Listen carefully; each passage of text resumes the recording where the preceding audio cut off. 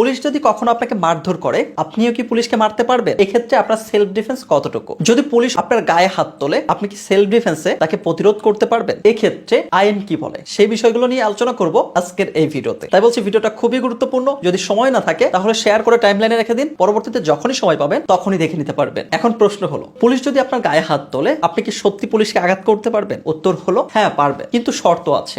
বাংলাদেশের দণ্ডবিধি অনুযায়ী ধারা 96 বলেছে আত্মরক্ষার জন্য করা কাজ অপরাধ নয়। ধারা 97 বলেছে নিজের ও অন্যের সম্পত্তি রক্ষার অধিকার সকলেরই আছে, অর্থাৎ কেউ অবৈধভাবে আক্রমণ করলে আপনি প্রতিরোধ করতে পারবেন। কিন্তু ধারা 99 বলেছে যদি পুলিশ আইন অনুযায়ী কাজ করে তখন আপনি প্রতিরোধ করতে পারবেন না। তাই প্রথমে বুঝতে হবে এটা বৈধ অ্যাকশন নাকি অবৈধ মারধর। এক্ষেত্রে ধারা 100 অনুযায়ী যদি আপনার বিরুদ্ধে জীবনের ঝুঁকি থাকে, গুরুতর আঘাতের শঙ্কা থাকে, তাহলে আপনি শক্ত প্রতিরোধ করতে পারবেন। ধারা 101 ও 102 অনুযায়ী যদি পরিস্থিতি কম গুরুতর হয় তাহলে শুধু প্রয়োজন অনুযায়ী প্রতিরোধ করবেন, বেশি করলে ততটুকুই অপরাধ হবে। তাই যদি আপনার সাথে বা আপনার পরিবারের সাথে পুলিশ এমন কোনো অপরাধ করে থাকে তাহলে সেক্ষেত্রে প্রথমে ভিডিও রেকর্ড করুন, এটাই সবচেয়ে শক্তিশালী এভিডেন্স। আবার যদি কেউ আপনাকে হুমকি দিয়ে দেখে নিতে চায় তাহলে সেক্ষেত্রে ধারা 506 অনুযায়ী হুমকি দেওয়াকেও অপরাধ হিসেবে প্রমাণ করতে পারবেন। এক্ষেত্রে আপনি যদি ন্যায় বিচার না পান তাহলে সেক্ষেত্রে হাইকোর্টে রিট করারও সুযোগ রয়েছে। আপনার অথবা আপনার পরিবারের সাথে কখনো এমন অপরাধ সংগঠিত হলে